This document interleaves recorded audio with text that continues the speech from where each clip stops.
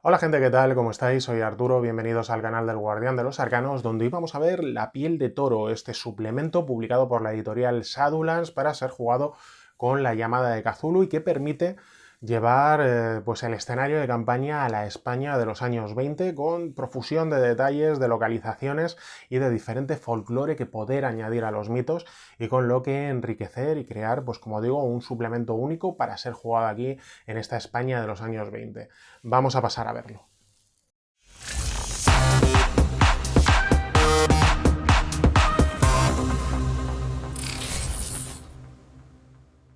Bueno, esta piel de toro, que es un suplemento que no llega a las 300 páginas, es gordito, ¿eh?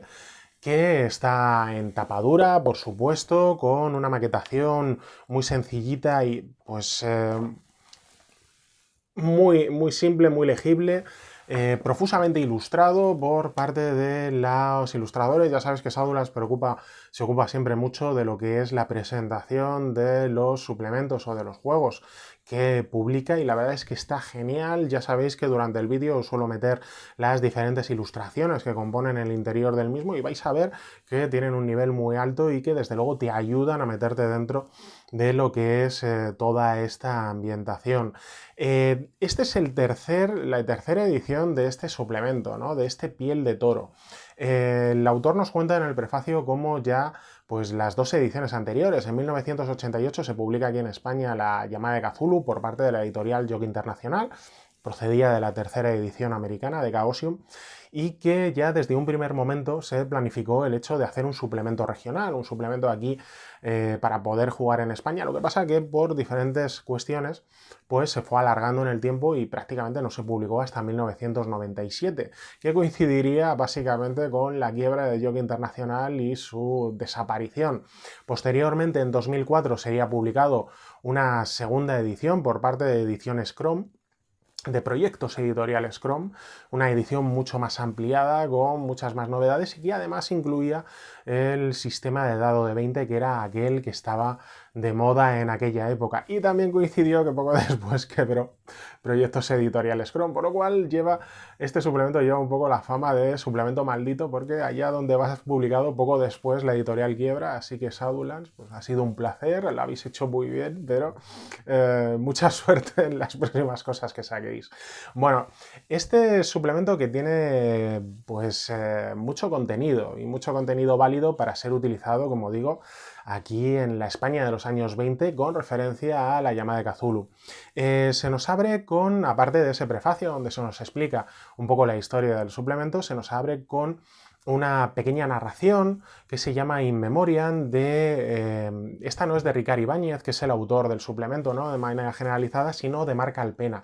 Marca Alpena, que es una veterana de la llamada de Cthulhu, que ya hacía sus pinitos allá por la época de la revista Líder. Por ejemplo, en esta revista Líder no solo hay un artículos sobre la magia y sobre los diferentes momentos en los que se puede realizar, ¿no? Como solsticios y tal, sino que tienes una aventura llamada Brayton Rock que es para Cthulhu Luz de Gas, por lo cual, como digo, ya una persona que conoce suficientemente el tema y que puede escribir sobre el mismo. Tenemos esta pequeña narración que se llama In Memoriam, donde un profesor, llamado el profesor Atienza, que hace referencia al último escrito de una compañera suya, Mariana Hernández, donde esta mujer, pues que viajó a Londres, viajó a Inglaterra, encontró por allí un viejo manuscrito de un tal Ross Monroe que se refería a la península, ¿no? A la asemejación de los diferentes mitos del folclore de la península con los mitos de Cthulhu.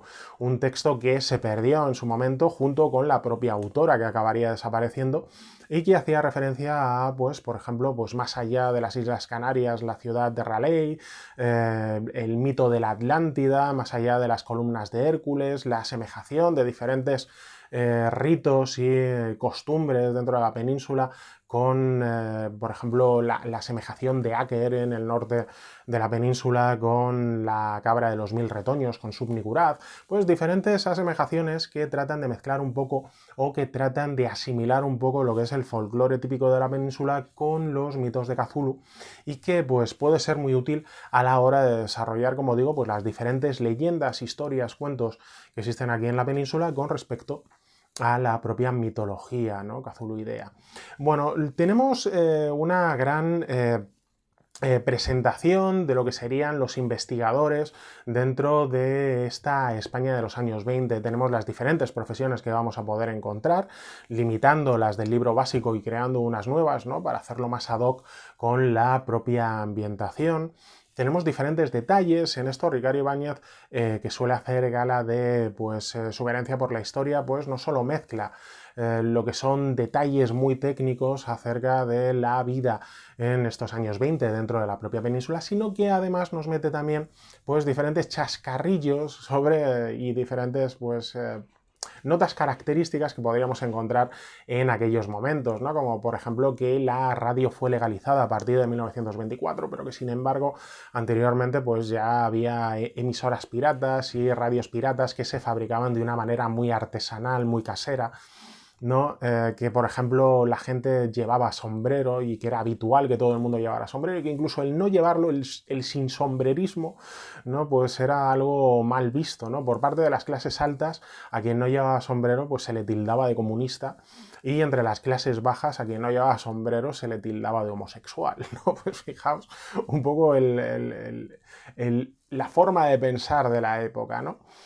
Posteriormente tendríamos lo que es toda la historia, ¿no? Más allá de los investigadores, de cómo estarían integrados dentro de esta España de los años 20, nos viene un poco lo que es la historia, ¿no? de la España de los años 20, la época en la que sube al trono Alfonso XIII después de la regencia de su madre, la dictadura, el alzamiento de Primo de Rivera, el tiempo que duró, la aparición de las diferentes ideologías políticas, especialmente con los choques tan grandes que hubo entre patronos, entre la patronal y los sindicalistas, que dio origen al movimiento conocido como pistolerismo, ¿no? Donde los sindicatos peleaban por la adquisición de derechos para los trabajadores. España fue el primer país donde se estableció la jornada de 8 horas laborales, pero eso a costa de mucha sangre por parte de diferentes sindicalistas, donde los patronos contrataban a sicarios para que directamente se los quitasen, ¿no? Se los quitasen de encima, ¿no? En esa época tan convulsa y con tanta relevancia dentro de las cuestiones políticas, pues se crea un marco muy rico donde poder generar las partidas que queramos y que desde luego van a tener mucha influencia. Tenemos una España donde el ciudadano de a pie pues se había encontrado con que había cierto desapego, ¿no? Tanto con la clase política como con la propia iglesia, ¿no? Procedente de la pérdida de las últimas colonias, ¿no? Del gran imperio español, como eran Puerto Rico, Filipinas o Cuba, el desastre del norte de Marruecos con el desastre de Anual, todo este tipo de cosas que generaron un poco el desapego, ¿no? De la propia ciudadanía con las clases altas y que se manifiesta especialmente en esta serie de movimientos políticos. Tenemos además toda una sección dedicada a la ley, ¿no? A cómo se aplicaba la ley, que la verdad es que esta es bastante amplia, esta está escrita por Salvador Tintoré, y que pues la verdad es que quizá en algunos casos resulta un poco excesiva, ¿no? Te explican cómo poder llevar a cabo un juicio dentro de la España de los años 20.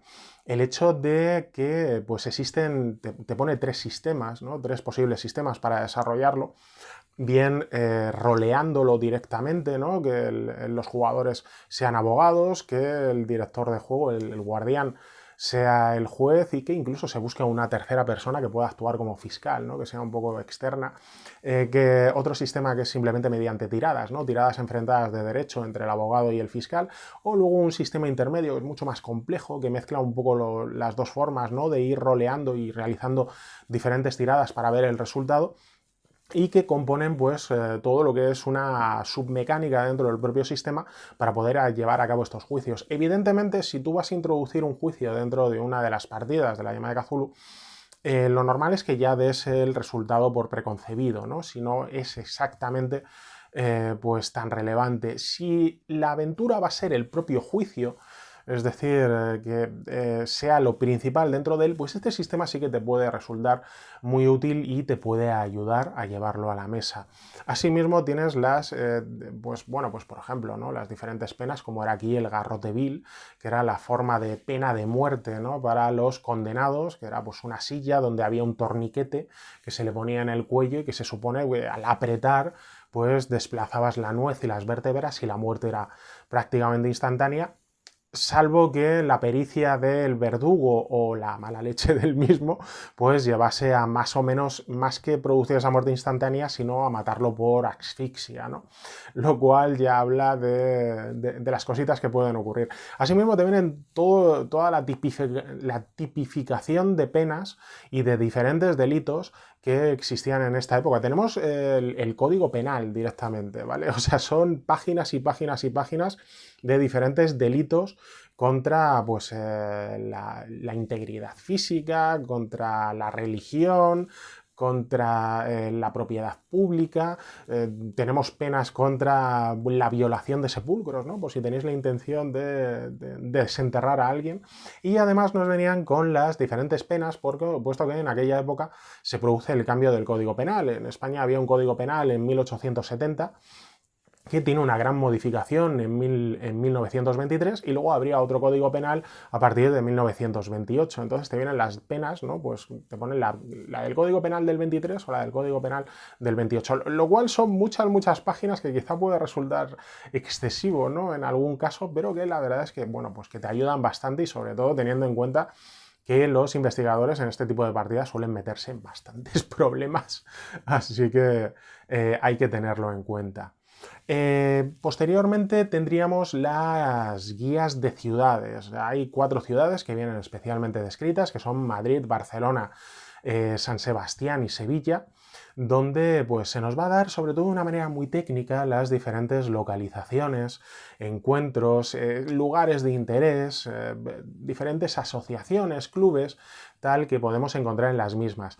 Aquí, si bien es muy correcto todo lo que te aparece, ¿no? Porque la verdad es que es una guía como tal, la verdad es que se echa un poco en falta un poco más de inspiración, ¿no? Algo más inspirador para ayudarte a ti a crear diferentes partidas. A lo largo del texto, de lo que ya he mencionado antes, pues hay unos pequeños apuntes sobre la crónica negra, ¿no? Donde nos vienen pues apenas media docena de casos de crímenes terribles y luctuosos, ¿no? Que sucedieron en la época y que llamaron muchísimo la atención pública, o de diferentes lugares que son conocidos como lugares encantados o lugares mágicos, ¿no? Como el Sillón del Diablo o el pueblo maldito de Ochate o tal, pero la verdad es que son muy poquitos, ¿no? Son muy poquitos y se hubiera agradecido mucho que dentro de lo que son estas localizaciones, ¿no? Pues de estas 4 ciudades que nos ponen, podrían ser cualquier otras, ¿no?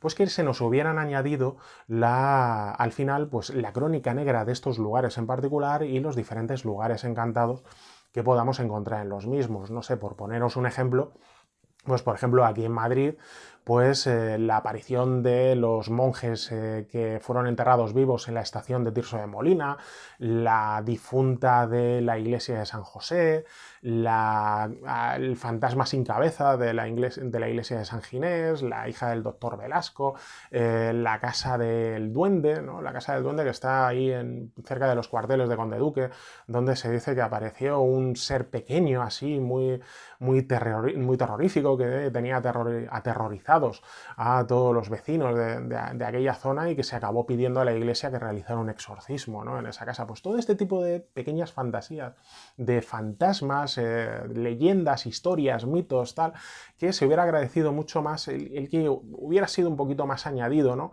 Y que sobre todo que pues, se hubieran incluido todo este tipo de cosas que al fin y al cabo son semillas y ganchos de aventura para que tú puedas crear partidas a partir de este suplemento, ¿no? Si hubiera agradecido un poco, digo, es muy técnico, es muy correcto todo lo que te presentan, pero quizá le falta un poquito de chispa para ayudarte a ti a crear tus propias partidas. Tenemos un bestiario de las diferentes criaturas mitológicas que forman parte del folclore de la península. En este caso, yo me he ido directamente a la bibliografía para ver, bueno, ¿de dónde sale esto? Y, por ejemplo, te encuentras la guía de seres mágicos, ¿no? El libro de seres mágicos de José Luis Borges, o la guía de seres imaginarios de España de Jesús Callejo. Jesús Callejo, que junto con Carlos Canales crearía los libros de hadas, duendes, gnomos, o con Javier Sierra la guía de la España mágica, ¿no? Es que es un folclorista muy reconocido y que seguramente reconocéis si sois oyentes de La Rosa de los Vientos o de La Escóbula de la Brújula.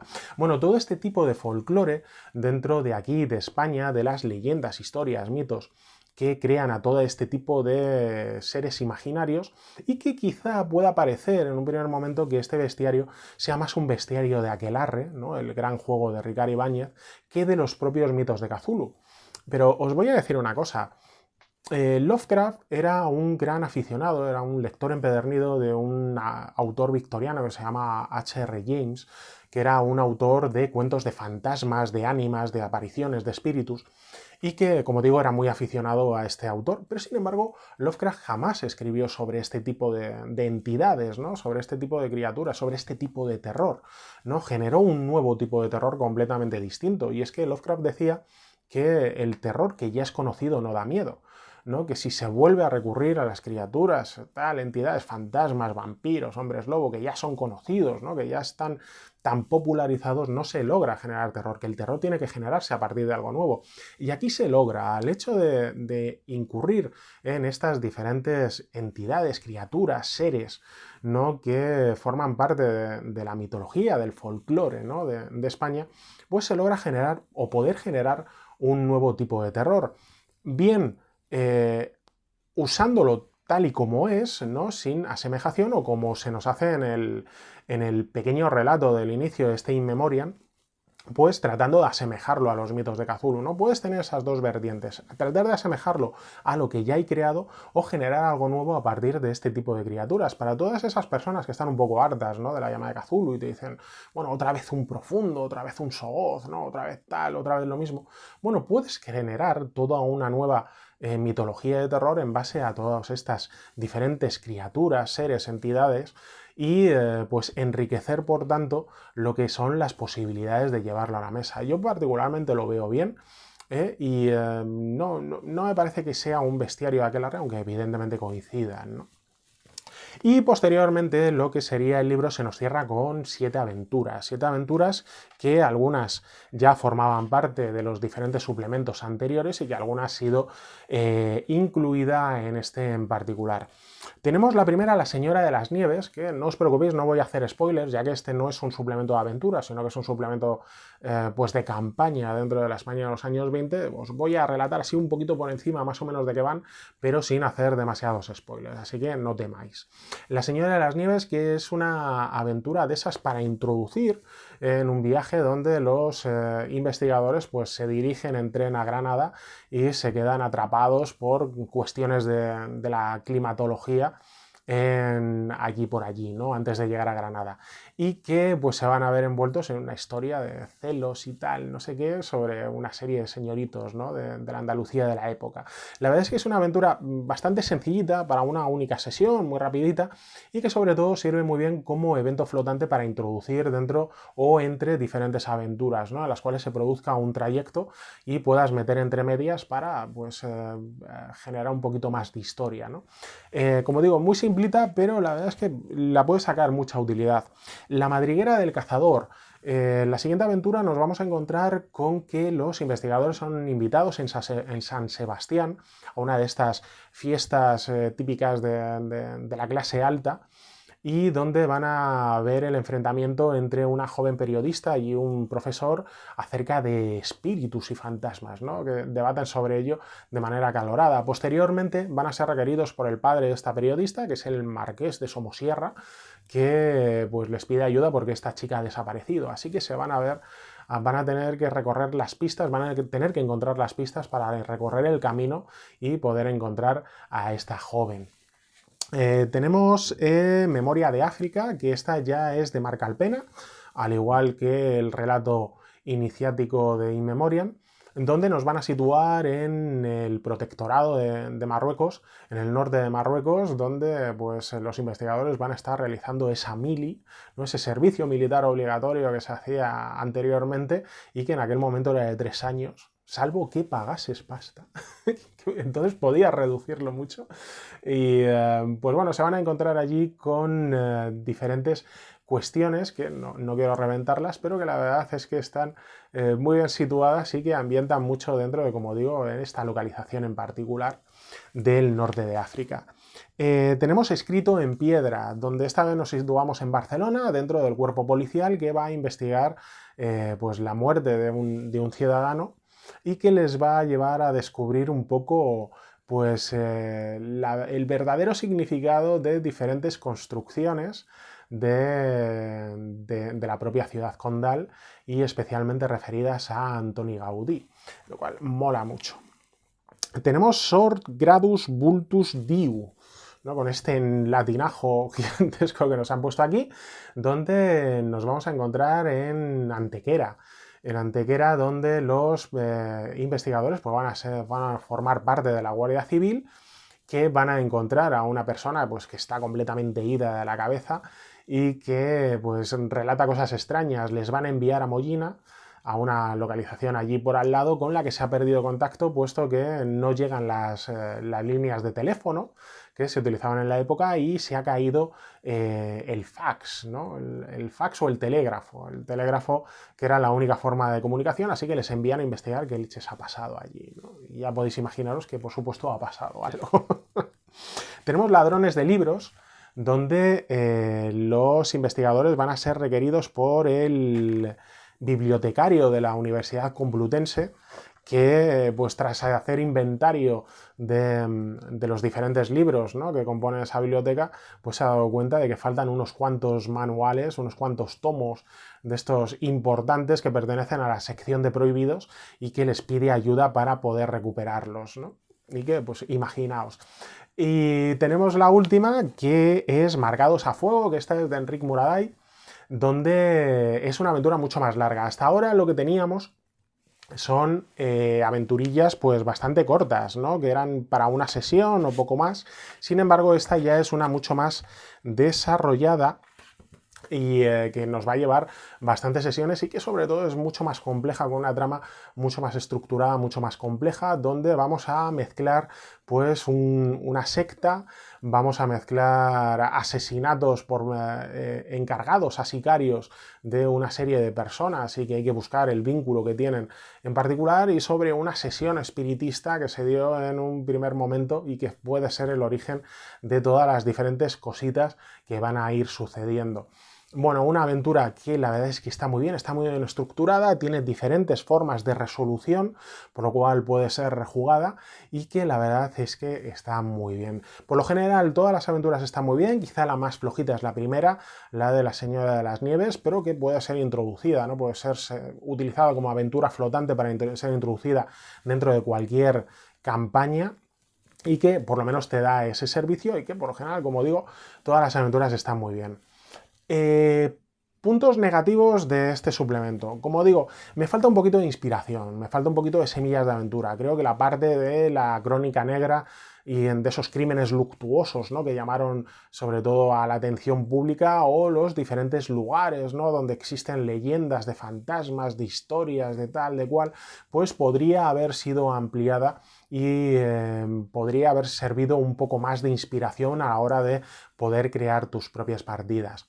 Como puntos positivos, está muy bien todo lo que presentan, está perfectamente ilustrado, es realmente un suplemento muy bonito, está muy bien escrito, no solo te presentan de una manera muy técnica todo lo que es la historia, las localizaciones, la inclusión de los investigadores dentro de esta época en particular, sino que además está escrito con gracia y con diferentes chascarrillos pues que lo hacen muy ameno y que desde luego pues lo devoras directamente según te pones a leerlo. Como conclusiones, es un suplemento que te da lo que te promete. Tienes todo lo necesario para poder jugar las aventuras de la llamada de Cthulhu en la época de la España de los años 20. te da diferentes opciones, no solo asemejando lo que es el folclore clásico de este país con los mitos de Cthulhu, sino creando una nueva mitología a partir de las diferentes criaturas o entidades que forman parte, como digo, de las historias y leyendas de este país. Por lo cual, desde luego, un suplemento súper recomendable, muy bueno y que desde luego pues satisface todas esas pretensiones que teníamos cuando pensamos acerca de él. Un suplemento, como digo, muy recomendable y que yo, desde luego, creo que no debe faltar en la biblioteca de cualquier Lovecraftiano tentacular cthulhuideo que se precie, ¿vale? A cualquiera que le guste la llama de Cthulhu debería tenerlo. Bueno, esta es mi reseña de La piel de toro, espero haber satisfecho cualquier duda que tengáis. Desde luego a mí me ha gustado mucho y lo he disfrutado enormemente y desde luego tengo intención de utilizarlo con mucha asiduidad. Bueno, esta es mi reseña para próximos vídeos. Ya os digo que el próximo vídeo hemos superado ya los 2000 suscriptores dentro del canal, así que haremos un pequeño especial donde os voy a contar mis 5 campañas favoritas para la llamada de Cthulhu. ¿Cuáles son esas 5 campañas que creo que son las mejores para este juego de la llamada de Cthulhu? Seguro que alguna os sorprende, así que no olvidaos suscribiros al canal, que si no luego os lo perdéis. Cuídense mucho, sigan jugando y nos vemos en el siguiente vídeo. Saluditos.